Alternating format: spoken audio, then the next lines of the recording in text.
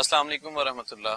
ناظرین کرام، گزشتہ نشست میں بھی ہم نے جیسا کہ کرونا وائرس کے حوالے سے گفتگو کی اور یقینی طور پر ان سوالات کو اٹھایا جو کہ آپ کے ذہنوں میں پیدا ہو رہے تھے اور گردش کر رہے تھے سوشل میڈیا کے تھرو، کہ ان کے حوالے سے کوئی رہنما اصول انہیں معلوم ہوں آپ کو اور ان کے صحیح جوابات مل سکیں، جن کو جاننے کے بعد اس مشکل کی گھڑی میں اور وائرس یعنی وبا کے پھیلاؤ کو روکنے میں کس طرح ہم معاون اور مددگار ہو سکتے ہیں.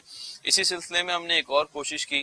آج جمعۃ المبارک کا دن ہے اور پاکستان بھر میں میڈیا کے تھرو تھوڑا بہت پینک کی سچویشن کریٹ کی جا رہی ہے.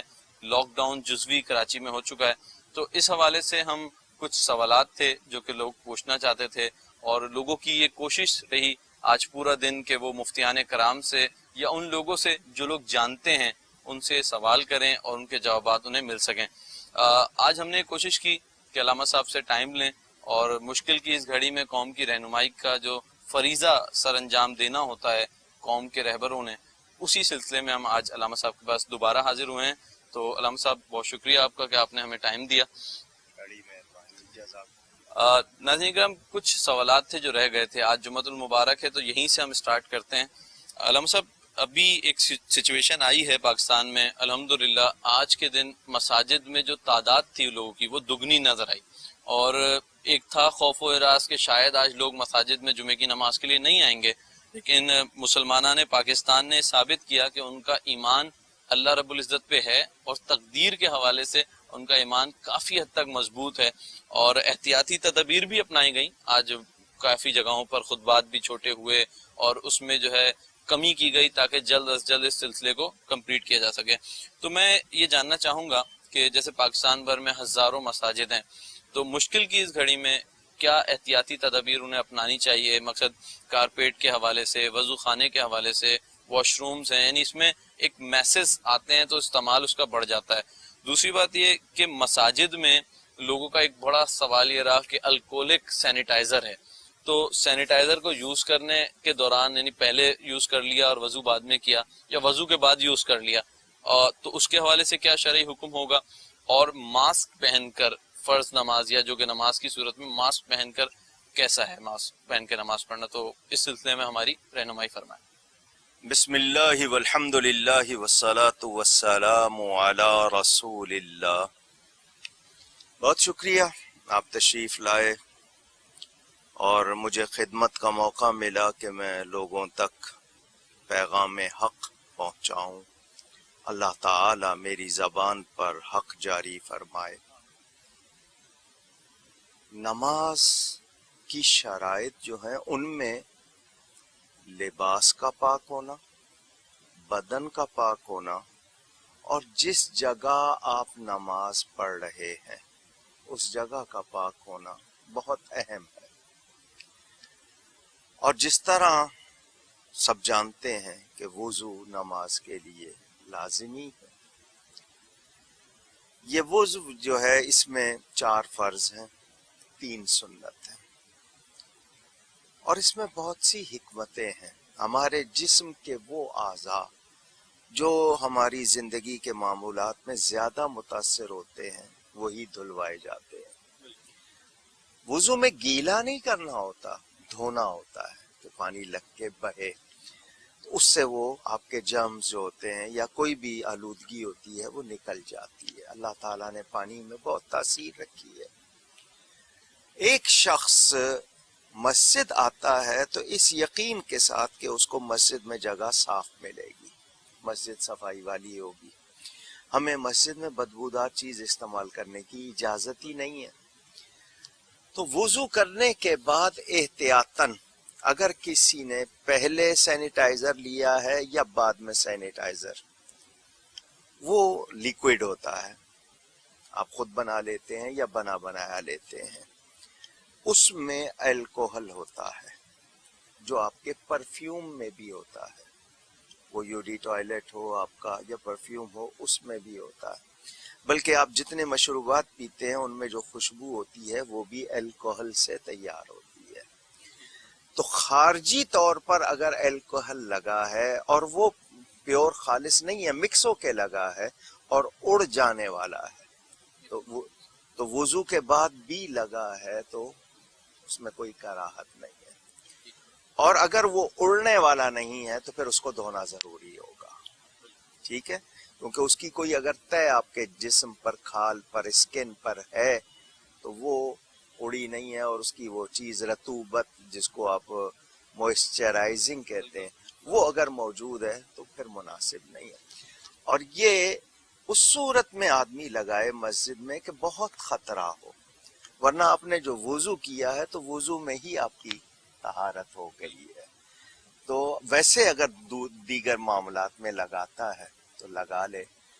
تو مسجدیں بھی صاف ہونی چاہیے، مصلے روز جھاڑے جائیں، دھوپ لگوائی جائے، اور جو کمیٹی ہے اس کی ذمہ داری ہے کہ وہ ان چیزوں کا خیال رکھے، اور ارد گرد کا ماحول بھی، تاکہ آتے جاتے نمازیوں کو کچرے کے پاس سے نہ گزرنا پڑے، بدبودار یا پانی کھڑا ہوا ہے، کوئی ایسی صورتحال نہ ہو، ورنہ اس کے بھی جرمز وہ لیتے ہیں۔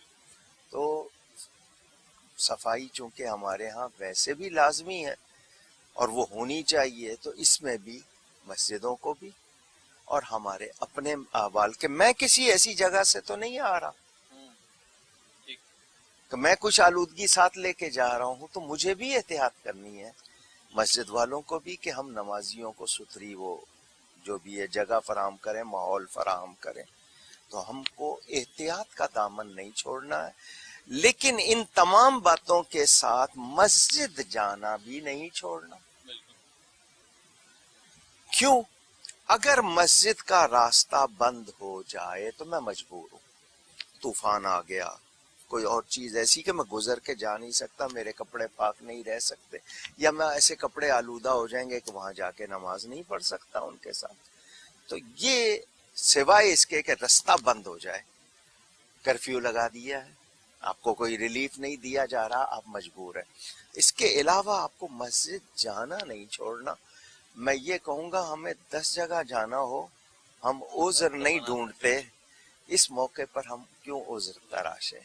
اور مسجد جانا ہمارے لیے ان حالات میں اور زیادہ ضروری ہے کہ میں اپنے آپ کو اللہ کی طرف لاؤں، کیونکہ میں بہت دور چلا گیا ہوں، تو میں لاؤں اپنے آپ کو، جھک جاؤں اس کے سامنے، عاجزی کروں، اس کو راضی کروں۔ تو بہت خیال رکھنا ہے۔ گرمی کا موسم ہوتا ہے تو بعض مساجد میں تنکے کی چٹائیاں ہوتی ہیں، بعض میں دریاں بچھی ہوتی ہیں، پھر ویلویٹ جس کو غالیچہ ٹائپ آپ کہہ لیں، تو ایسا جو بھی مٹیریل آپ نے بچھایا ہوا ہے اس کی یا تو آپ پوری طرح صفائی کا انتظام کریں جو ہونا چاہیے، اور اگر آپ سمجھتے ہیں کہ نہیں آپ نے ایک ہی بار کرنا ہے اور 5 بار لوگ آ رہے ہیں اور اس میں اس کے وجہ سے اثرات آ رہے ہیں، تو یہ پھر ہماری کمزوری ہوگی۔ ایسے میں ان کو اٹھا دینا بہتر ہے کہ اٹھا دیں اور ہر بار پوچھا لگا دیں، جس کو پانی پھیرنا کہتے ہیں۔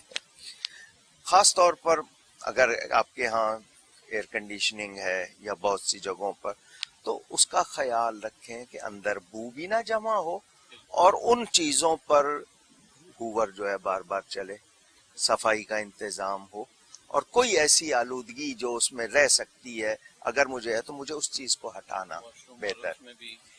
اب وضو خانہ ہے، صحن ہے، فرش ہے، اس کا جو بھی حصہ جہاں پر آتا ہے، اب مساجد میں لوگ چونکہ ہمارے ہاں صفائی پسند نہیں ہے، بہترین قسم کے وہ طہارت خانے بنا دیں تب بھی وہ ان کو صاف نہیں رکھتے، بلکہ مجبوری ہے کہ وہاں پر زنجیروں کے ساتھ لوٹے رکھنے پڑتے ہیں کہ لے نہ جائیں۔ یہ بھی ہماری اخلاقی گراوٹ آ گئی ہے اس بات کو۔ تو کوشش کرنی ہے وضو خانہ، طہارت خانہ، صحن یا جو بھی ہے وہ صاف ہو، اور ہم لوگ اس کا خود بھی خیال رکھیں۔ یہ نہیں ہے کہ مسجد کی ذمہ داری ہے، میری بھی ہے کہ میں مسجد کا کام نہ بڑھاؤں بلکہ ان کے ساتھ تعاون کروں۔ اور یہ جو مسئلہ ہے نا کہ ماسک پہننا، کپڑے کا ہو یا کاغذ کا ہو یا کسی بھی مٹیریل کا، مجھ سے اگر آپ ذاتی طور پر پوچھیں تو میں یہ کہوں کہ ماسک صرف مجبوری میں پہننا چاہیے. آپ کے جو جرمز ہیں وہ اس پہ لگتے ہیں. پھر جو آپ سانس نکال رہے ہیں، کون سی گیس نکل رہی ہے، وہ پھر آپ کو دوبارہ واپس آپ اس کو انہیل کر رہے ہیں، اپنے اندر واپس لے رہے ہیں. مسجد میں ماسک پہن کر آنا، اگر کوئی شخص مریض ہے، آپ نے دیکھا ہوگا روزے کا جہاں حکم ہے وہاں لکھا ہے مسافر اور مریض بیان ہوا ہے. تو شریعت پہلے آپ کو حق دیتی ہے، پھر آپ سے کوئی تقاضا کرتی ہے. تو اگر ایسا شخص ہے کہ اس کا باقاعدہ ناک بہ رہی ہے، مسلسل چھینکیں آ رہی ہیں، تو لوگ چونکہ اس سے کراہت کریں گے، وہ نہ جائے. بہت اچھی. اسی طرح کوئی اور شخص آپ دوسرے سے بچنے کے لیے اگر سمجھ رہے ہیں، تو طبی اصول بھی کوئی چیز ہوتے ہیں، وہاں پہلے معلوم کریں کہ جی واقعی یہ پہننا ہے، کہاں پہننا ہے، کتنی دیر ایک ماسک کو پہننا ہے، پھر اس کو اگر اتار دیا ہے، ہاتھ بھی لگ رہے ہیں اس کے ساتھ، پتہ نہیں کیا کر رہے ہیں، دوبارہ پہن رہے ہیں، تو کہیں ایسا تو نہیں کہ میں اس ماسک سے بچنے کی بجائے اور زیادہ اس کو مضر بنا رہا ہوں. تو مسجد میں ایسا شخص، اس نے کوئی بدبودار چیز کھائی ہوئی ہے، لہسن وغیرہ جس طرح بیان آتا ہے، یا اس کو ایسی حالت ہے کہ اس کو پتا ہو کہ لوگ بھی کراہت کریں گے اور میری ایسی کیفیت ہے، تو میں اسے یہ کہوں گا کہ وہ ماسک پہنے مگر مسجد نہ جائے. اس کے لیے رعایت ہے، وہ گھر پہ نماز پڑھ لے. یا کوئی شخص اتنا کمزور ہے، بوڑھا ہے، اور وہ سمجھ رہا ہے کہ میرے لیے مشکل ہو رہی ہے، کوئی سہارا دے کے لے جائے تو آسانی، اور نہیں خود پہنچ سکتا، تو ایسے لوگوں کے لیے رعایت ہے، رخصت ہے.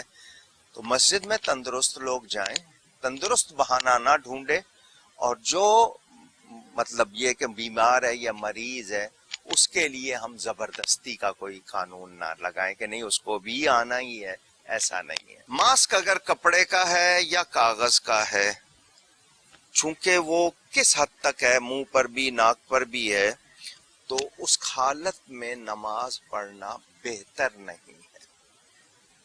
لیکن وہ رکھنا اس کے لیے اگر لازمی ہے، ایسا شخص ہے کہ اس کے لیے رکھنا لازمی ہے، تو اس کے لیے رعایت ہوگی. لیکن جس کو کوئی ایسی بات نہیں ہے تو وہ اس اتنے حصے کو کھلا رکھے، چہرے کو، اس کو ڈھانکنا نہیں چاہیے نماز کی حالت.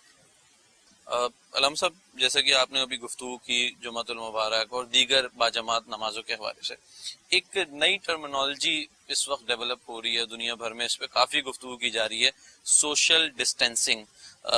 مطلب کہ لوگوں سے تھوڑا سا کٹ آف ہو جانا اور تھوڑے ٹائم کے لیے اپنے آپ کو سیلف آئسولیشن میں لے جانا. یقینی طور پر احتیاط ضروری ہے، اور اس قسم کی وبائی معاملات کے اندر تو احتیاط ہی ایک پہلی تدبیر ہوتی ہے. تو اسلامی اصولوں کے مطابق اور اسلامی تعلیمات کی روشنی میں یہ سوشل ڈسٹینسنگ کو ہم کس طرح ڈیفائن کریں گے، اور کیا تاریخ میں ایسے کوئی عمل ملتے ہیں جس سے ہماری رہنمائی ہو سکے؟ شریعت مطہرہ، ہمارا دین اسلام، صحیح حدیث ہے، حضور صلی اللہ علیہ وآلہ وسلم کا ارشاد، جزام، کوڑ جسے ہم عام زبان میں کہتے ہیں، کہ جزامی سے اس طرح بھاگو جیسے شیر یا درندے سے بھاگتے ہو. ایک نیزہ یا دو نیزے کا فاصلہ رکھو اس سے. یہ باتیں حدیث شریف میں ملتی ہیں. اور حدیث شریف میں یہ بھی ملتا ہے کہ خود نبی پاک صلی اللہ علیہ وآلہ وسلم اور صحابہ کرام میں کچھ نے باقاعدہ کوڑیوں کے ساتھ، جزامیوں کے ساتھ ایک برتن میں کھانا کھایا. جہاں انہوں نے پیالے میں منہ رکھ کے پانی پیا، وہاں صحابہ نے پیا. یہ دونوں باتیں. اب ان سے حاصل کیا ہوا؟ ہر ایک کا مزاج ایک جیسا نہیں ہے. کسی کو وہم ہو سکتا ہے، کراہت ہو سکتی ہے، دوسرے کو توہین کا احساس، تحقیر یعنی اس کو ہلکا سمجھنا، تو وہاں منع کر دیا گیا تاکہ دوسرے کے لیے تمہارے اندر حقارت نہ آئے، کراہت نہ آئے، ناپسندیدگی جس کو ڈس لائکنگ آپ کہتے ہیں. اور جہاں وہ کیا ہے وہاں اپنے ایمان کا مظاہرہ کیا ہے. کہ اللہ تعالیٰ پر یقین ہے اور ایسے الفاظ پڑے ہیں کہ جس کے بعد یقین ہے کہ مجھے وہ چیز نہیں پہنچے گی. تو جن کا ایمان کامل ہے، جو متقی اس درجے کے ہیں اور یقین میں پختہ ہیں، ان کی بھی مثال مل گئی. اور جو جن کے اندر کوئی ہو سکتا تھا کہ ذرا سی بھی کمزوری ہو، وہ مثال بھی مل گئی. تو یہ جو ہمارے ہاں صوفیاء جو ہے نا، جن کو ہم اولیاء کرام صوفیاء کہتے ہیں، یہ مراقبہ سکھاتے ہیں. باقاعدہ خلوت میں بیٹھ کر اپنا محاسبہ بھی کرنا اور اپنی صفائی بھی کرنا اور کچھ حاصل کرنا. اس کو آپ کہہ دیں کہ سیلف آئسولیشن آپ کہہ لیں، لیکن یہ لفظ جو ہے شاید ہو سکتا ہے دوسروں کے ہاں کوئی پازیٹیو لے رہا ہو، کوئی نیگیٹو لے رہا ہو. تو وہ اندر جھانکنا، تو اس میں الگ ہو کے بیٹھنا، دنیا کی آواز سے آواز نہ سننا، تو یہ ملتا ہے. لیکن وہ نہیں ہے کہ رہبانیت کے چھوڑ دینا، بستی کو چھوڑ دینا یا تعلقات کو چھوڑ دینا، وہ نہیں ہے. تو یہ جو چیزیں ہیں احتیاط میں اگر ضروری ہیں، شریعت منع نہیں کرتی. آپ کے ہاں جو فقہ کہلاتی ہے، اسلامک جورسپروڈنس، اس میں طبیب، جس کو ہم آج کی زبان میں ڈاکٹر کہتے ہیں، میڈیکل پریکٹیشنر، وہ مسلمان ہے اور اللہ سے ڈرنے والا ہے. تو ان کی کوئی ایسی رائے ہے تو فقہ یہ نہیں کہتی ہے کہ اس کے خلاف جانا ہے، اس کو بھی کنسیڈر کیا جاتا ہے. تو اللہ کا خوف رکھتے ہوئے جائز حد تک جو بھی تدابیر ہیں وہ اختیار کی جاتی ہیں، نہ وہ توکل کے خلاف ہیں نہ وہ تقدیر کے خلاف ہیں. عربی میں کہتے ہیں السعی من اللہ، السعی منا والاتمام من اللہ. کوشش کرنا میرا کام، پورا کرنا اللہ کا کام. تو ہم نے یہ نہیں کہنا کہ لاپرواہی ہو، اور لاپرواہی کی اجازت نہیں ہے. پوری طرح احتیاطی تدابیر اختیار کی جائے، لیکن یقین اللہ کی ذات پہ رکھا جائے. علامہ صاحب، ایک بات بہت زیادہ آج کل دیکھنے میں آ رہی ہے کہ جو اب بارڈرز پہ چیکنگ ہو رہی ہے اور ان کی انسپیکشن ہو رہی ہے کہ کہیں یہ مریض ہیں تو نہیں یا نہیں ہے، اور 14 دن کا ٹائم دیا جاتا ہے. بہت سے لوگ، یعنی ہزاروں کی تعداد میں لوگ مختلف بارڈرز سے پاکستان میں آئے.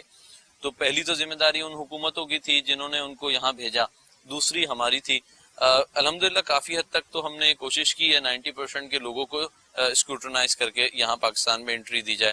لیکن ایسا کہیں نظر تو نہیں آ رہا کہ طبقاتی تقسیم ہوئی ہے، کہ کچھ لوگ جس طرح فیس بک اور ٹویٹر کے تھرو بھی نظر آ رہا ہے کہ وہ کچھ دوسرے ذرائع سے باہر آ گئے. اور اسی حوالے سے بحیثیت مسلمان میری کیا ذمہ داری ہونا چاہیے اگر میں نے ٹریول کیا ہے اور یہاں میں آ چکا ہوں؟ تو کیا مجھے خود والنٹیرلی جو ہے اپنے چیک اپ کے لیے نہیں جانا چاہیے، یا اس کو ہائیڈ کرنے سے قوم کو یعنی امت کو اس سے نقصان نہیں ہوگا؟ دنیا میں ویزا سسٹم، پاسپورٹ پہلے کبھی نہیں تھا. اس پہ حالانکہ لے دے بھی ہوئی کہ کیوں رکھا گیا ہے. ٹھیک ہے آپ کے پاس کوئی شناخت ہو، لیکن یہ اتنی ساری پابندیاں. تو اب ویزا دیتے وقت ہی چھانٹتے ہیں بندے کو. بہت سے لوگ میڈیکل سرٹیفکیٹ بھی مانگتے ہیں کہ اس کو کوئی ایسی بیماری تو نہیں ہے جس کی وجہ سے یہ وہاں جا کر دوسروں کے لیے مشکل یا کوئی مسئلہ بن جائے. آمد و رفت کے جو مختلف ذرائع ہیں، ڈرائی پورٹ ہے، سی پورٹ ہے یا ایئرپورٹ ہے، ان پر اگر کوئی انتظام کیا جاتا ہے آنے والوں کی جانچ پڑتال کا اور عزت کے ساتھ، شرط میں لگا رہا ہوں، آپ ڈس ریسپیکٹ نہیں کریں گے اور ان میں طبقاتی تقسیم نہیں کریں گے. کچھ کو تو آپ سلیوٹ کر کے گزار دیں، کچھ کو آپ روک لیں، یا معاذ اللہ، میں الزام نہیں لگاتا ہوں لیکن جو سننے میں آتا ہے کہ کسی کو لے دے کے فارغ کر دیا یا کسی کے ساتھ سختی سے پیش آئے. اور ہم نے تو وہ مناظر مار دھاڑ کے بھی دیکھے ہوئے ہیں مختلف جگہوں پر کہ عملہ بے قابو ہو جاتا ہے، کسی کا مزاج اتنا سخت ہوتا ہے. تو میں اس پر یہی کہوں گا کہ اگر وہ واقعی آلات بھی ایسے ہیں جن پر اعتبار کیا جائے اور طریقہ کار بھی مناسب ہے تو یہ ضرور ہونا چاہیے. ضروری نہیں ہے کہ آپ وبا میں ہی رکھیں. یہ چیز اگر مستقل کی جائے تو اور زیادہ بہتر ہے. میں نے کچھ ملکوں میں جانے کا اتفاق ہوا, وہاں پر ابھی پہنچے ہی ہیں گھر میں تو فوراً ان کی گورنمنٹ کی طرف سے آ گیا کوئی کہ جی مجھے آپ کا بلڈ چاہیے. حالانکہ کوئی وہاں وبا نہیں تھی, کچھ نہیں تھی, لیکن ان کا ایک طریقہ کار تھا کہ چیک کر لیا جائے کہ جو بندہ آیا ہے اس میں کوئی ایسی بیماری تو نہیں ہے. تو یہ بہت سے ملکوں میں ہوگا کہ وہاں مستقل ہوگا, لیکن جب ایسی کوئی صورتحال ہے جس میں اب پینڈیمک وہ پوری دنیا میں پھیلی ہوئی وبا ہے یا کوئی ایسی چیز ہے, تو اس میں احتیاط کرنے کے لیے, باقی لوگوں کو بچانے کے لیے, مجھے بتائیں فوج کیوں رکھی جاتی ہے؟ بستی محفوظ رہے. ڈاکٹر کیوں بنائے جاتے ہیں؟ کہ بیماریوں سے. یہ احتیاطی تدابیر ہیں, ان کو کرنا ہے. بس یہ ہے کہ اس میں میرے لیے ہر وطن کا باشندہ ایک ہی نظر سے دیکھا جائے اور اس کے ساتھ اچھا سلوک رسپیکٹ کے ساتھ آپ کریں. میرا خیال ہے کسی کو شکایت نہیں ہوگی. ہم لوگوں کو آگاہ نہیں کرتے, ہم نے اپنی قوم کی کبھی تربیت نہیں کی کہ اویئرنیس, کہ میں اگر کوئی قانون دے رہا ہوں تو اس کی وجہ کیا ہے. ہم ان کو اعتماد میں نہیں لیتے, چونکہ سچ نہیں بولا جاتا قوم بھروسہ نہیں کرتی. تو ہمارے حکمران سچ کو اپنائیں اور ماحول کو بہتر بنائیں. ہر آنے جانے والے کے لیے اگر کوئی یہ کیا جاتا ہے تو میں اس کو ناپسند نہیں کروں گا, نہ ہی اسلام کے حوالے سے کہوں گا کہ اس میں کوئی ناپسندیدگی ہوگی. جو لوگ آ چکے ہیں. اب سوال یہ ہے کہ جو داخل ہو گئے, غلطی سے ہو گئے, لاپرواہی سے ہو گئے, کوتاہی سے ہو گئے, سفارش سے ہو گئے, وہ ہو گئے. اب آپ کی ذمہ داری ہے کہ ان کو کسی ایک ایریا تک رکھتے, جس کو کوارنٹین یا کوارنٹائن یا قرنطینہ جو بھی لفظ بولتے ہیں اردو میں بھی اور انگلش میں بھی. اس کا مقصد یہ ہوتا ہے کہ اس کا جو اندر اس کے جراثیم یا بیکٹیریاز یا جو بھی وائرس ہے وہ ایک جگہ رکھ کر وہ نکال دیا جائے تاکہ وہ آگے نہ جائے. مقصد یہی ہے. اب لازمی بات ہے اس میں وہ کوئی 5 اسٹار ہوٹل کا تو ان کو فیسلٹی دے نہیں سکتے, یقینی طور اور وہ شخص چونکہ عادی نہیں ہوتا, اس کی دل چاہ رہا ہے, اب اس کے کوئی دوسرا جو قریب نہیں آ رہا, اس کو ہاتھ نہیں لگا رہا, تو وہ ایک احساس اس میں کہ جی یہ میرے ساتھ بدسلوکی ہو رہی ہے. حالانکہ وہ اس کی بھی جان کی حفاظت اور دوسروں کی بھی جان کی حفاظت, لیکن اس کے لیے باقاعدہ اچھے انتظام ہو جائے تو میرا خیال ہے کوئی گھبرائے گا بھی نہیں. ہماری چونکہ فیسلٹیز نہیں ہوتی ہیں یا پوری طرح تیار نہیں ہوتے, اور میں یہ جملہ ڈر کے کہہ رہا ہوں کہ تربیت یافتہ نہیں ہوتے, ٹرینڈ نہیں ہوتے, اس لیے وہ پوری طرح نہیں کر پاتے. یعنی ان کے لہجے, ان کے رویے ایسے ہوتے ہیں کہ دوسرا پھر اپنی سبکی یا حد تک محسوس کرتا ہے. تو یہ اس کے لیے گورنمنٹ کو, مثال کے طور پر ہمارے ہاں افغان مہاجرین آئے, دوسرے آئے, ہم نے کوئی وہ خیمہ بستیاں نہیں بنائی ہوئی, کچھ تو باقاعدہ کھلا چھوڑ دیا. نتیجہ یہ ہوتا ہے کہ جب وہ چیز پھیل جاتی ہے پھر سب کے لیے مسئلہ بن جاتی ہے. اور آج پاکستان اسی وجہ سے ہوا ہے کہ ہم سے کہیں بے احتیاطی ہوئی ہے, اسی کی وجہ سے زیادہ اثرات ہو گئے. ورنہ اگر اس سے پہلے ہم لوگ جب خبر سنی تھی الرٹ ہو جانا چاہیے تھا, انتظامات کرنے چاہیے تھے. اللہ کرے کہ ہماری حکومت بھی اس پہ توجہ دے اور عوام کو تعاون کرنا ہے. جو آنے والے ہیں وہ یہ نہ سمجھیں کہ ان کے ساتھ کوئی ظلم ہو رہا ہے, یہ ان کی بھی حفاظت ہے اس میں کہ وہ اپنے گھر والوں اور بچوں کو جا کے نہ لگا دیں, دوسروں کو نہ لگا دیں. اگر واقعی وہ کیریئر ہیں اس چیز کے, یعنی انہوں نے وہ لائے ہیں ساتھ, تو احتیاط کر لیں, تو اس احتیاط کو برا نہ مانیں.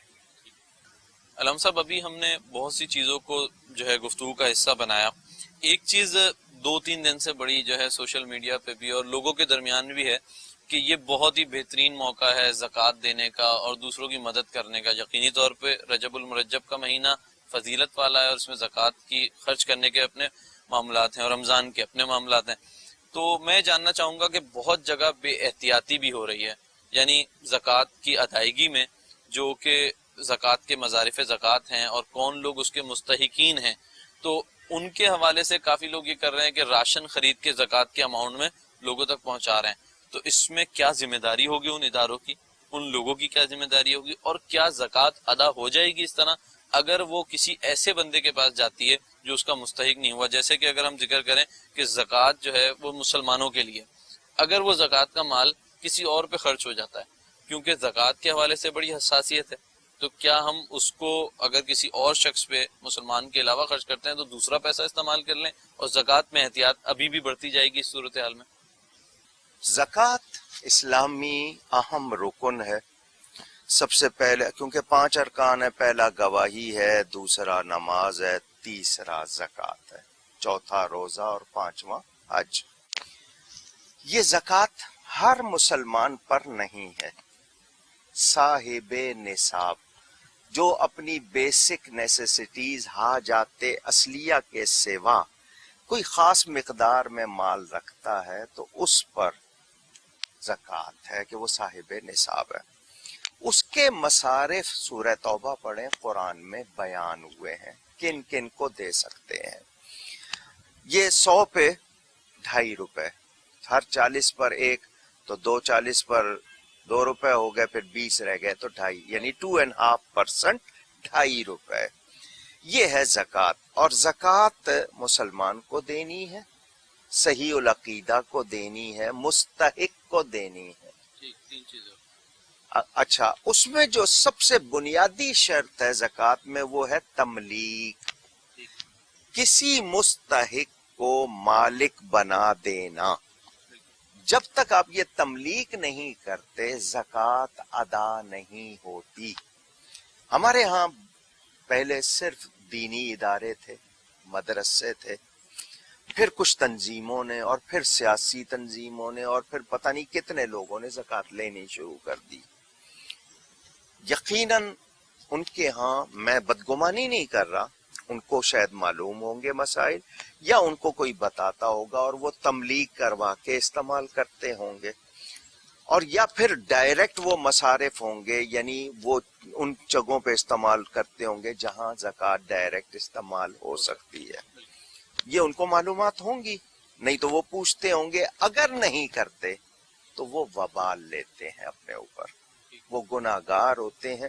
اگلے کی زکوٰۃ ادا نہیں ہوئی آپ کی وجہ سے, کیونکہ اس نے آپ پر اعتماد کیا, تو آپ کو اس کا اعتماد باقی رکھتے ہوئے خود معلومات نہیں ہے تو آپ کو سیکھنی چاہیے.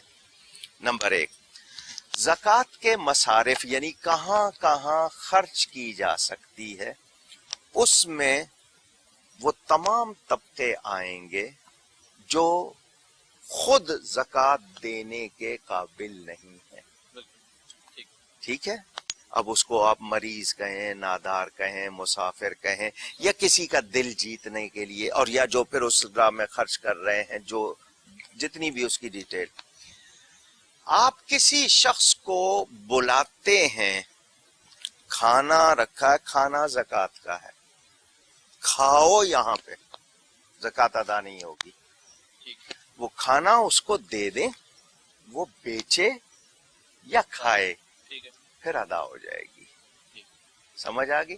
ایسی چیز دینا کہ اس کو مالک بنا دینا کہ وہ چاہے تو اپنے استعمال میں لائے, چاہے آگے کسی کو دے دے.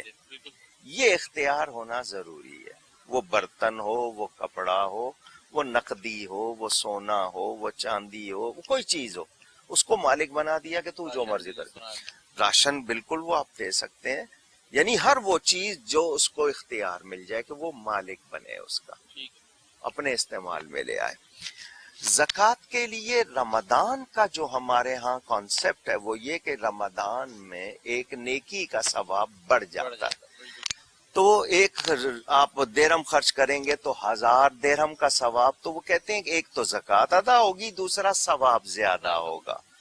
تو یہ ثواب کے اضافے کے لیے لوگ رمضان میں دیتے ہیں, ورنہ یہ نہیں ہے. مثلا ایک شخص ہر ہفتے دیتا ہے اور بعد میں حساب کر لیتا ہے, ایک شخص مہینے بعد دیتا ہے, ساتھ ساتھ دیتا جاؤں, اکٹھی نہ دینی پڑے, بوجھ بھی نہ پڑے, ادا بھی ہوتی رہے.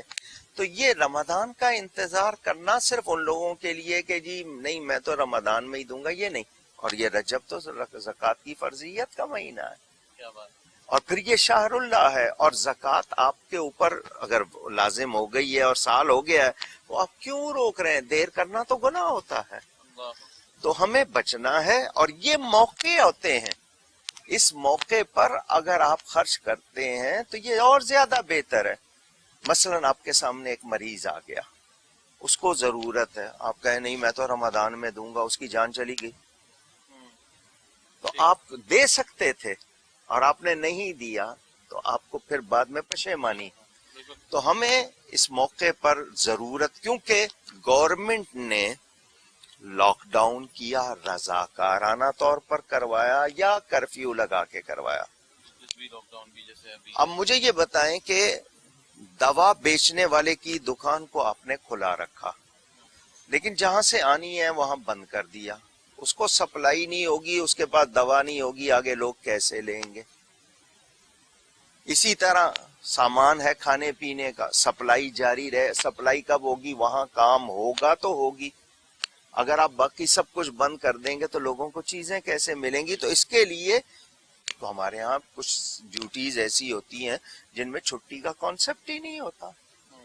ہاسپٹلز ہیں آپ کے، یا دوسری چیز ایئر لائن ہے، دوسری ٹرینیں ہیں، ان کے ہاں تو چھٹی کا کوئی کانسیپٹ نہیں ہے، وہ تو 24 گھنٹے 24/7، اور آپ اسی طرح آگے کہتے ہیں.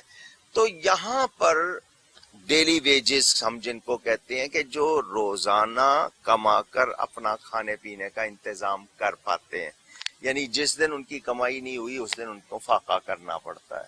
تو ان لوگوں کے لیے گورنمنٹ کو لازمی بات ہے، اب 20-22 کروڑ کی آبادی کہلاتے ہیں، اس میں کتنے ضرورت مند ہیں؟ کیا آپ نے رجسٹریشن کی ہوئی ہے؟ نہیں کی ہوئی ہے.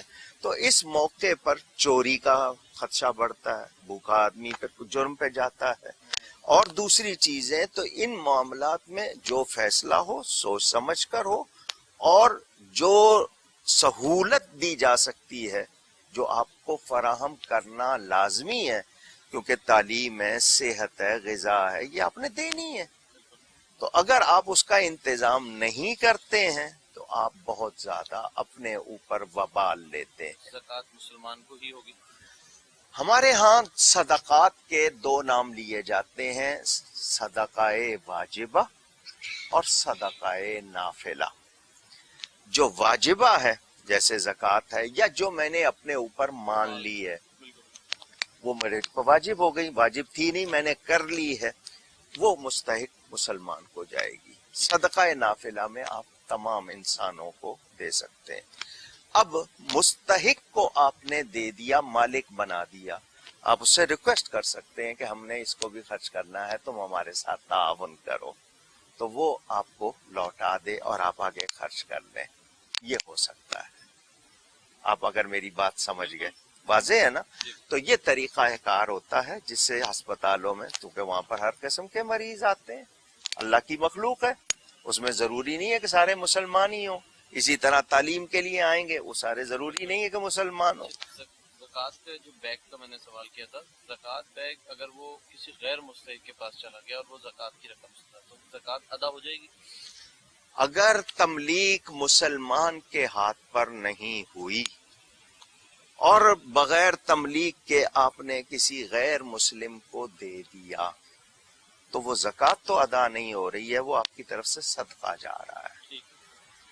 زکوٰۃ کے لیے مسلمان جس کو، کیونکہ وہ اللہ کی طرف سے ہے اور یہ اسلام کا مالی نظام ہے، تو اس کے لیے ضروری ہے کہ مسلمان ہو. باقی آپ بغیر اس کی نیت کے ویسے کسی کو دے رہے ہیں، منع نہیں ہے. تو آپ کا پڑوسی ہے، مسلمان نہیں ہے، یا آپ کے محلے کا ہے، یا آپ کے ملک کا ہے، وہ آپ دے سکتے ہیں. خیرات کا اصل معنی ہم نے اردو میں لے لیا، اس کے معنی بھلائی کرنا. تو وہ ہم انسانی ہمدردی کے طور پر دوسروں کے ساتھ کرتے ہیں. مگر میں اس موقع پر، کیونکہ ایک ملک میں مصیبت ہے اور دنیا بھر میں پھیلی ہوئی ہے، ناجائز فائدہ نہ اٹھائیے گا کسی کے اعتماد کا، اور اگر کسی سے رقم لی ہے تو اس کا ناجائز استعمال نہ کیجیے گا.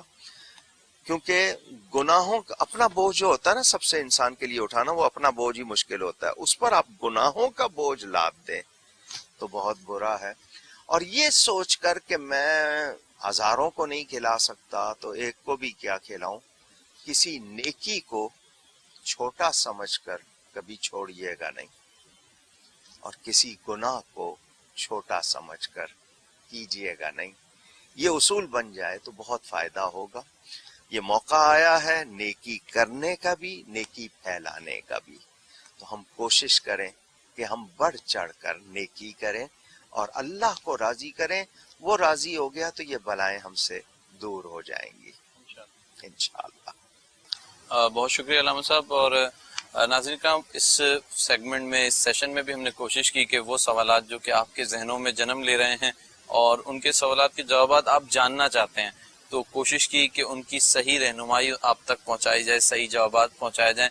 اب مشکل کی گھڑی میں جب تک ہم صحیح راستے نہیں ڈھونڈیں گے اور صحیح راستے پہ نہیں چلیں گے، یقینی طور پر ہم اس کا مقابلہ نہیں کر سکتے ہیں. اور یہی ہماری کوشش رہی ہے ان 2 سیشنز میں کہ آپ تک صحیح معلومات پہنچا دی جائیں تاکہ اس مشکل کی گھڑی میں آپ پینک نہ ہو بالکل بھی، اور قوم اس کا مقابلہ ہمت سے کرے. اور بحیثیت مسلمان ویسے بھی ہمیں گھبرانا نہیں ہے. اللہ رب العزت کی تقدیر پر اور جو ہمارے ساتھ لکھا ہے ہم اس پہ راضی ہیں. انشاءاللہ ہم اس کا مقابلہ کر لیں گے. اور جس طرح علامہ صاحب نے ابھی ہماری رہنمائی فرمائی، ہمیں امید ہے کہ جلد ہم اس وبا سے بھی کامیابی سے باہر نکلیں گے اور اس سے جو سبق سیکھیں گے اور اللہ رب العزت کی طرف جو مائل ہوں گے تو انشاءاللہ تعالیٰ یہ سلسلہ جاری رہے گا. اللہ رب العزت ہمارے گناہوں کو معاف فرمائے اور اس وبا سے ہمارے ملک کو اور انسانیت کو محفوظ رکھے.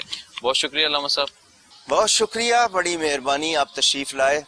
مجھ سے گفتگو میں کوئی غلطی ہوئی ہو اللہ تعالیٰ کی بارگاہ میں توبہ کرتا ہوں. بہت شکریہ.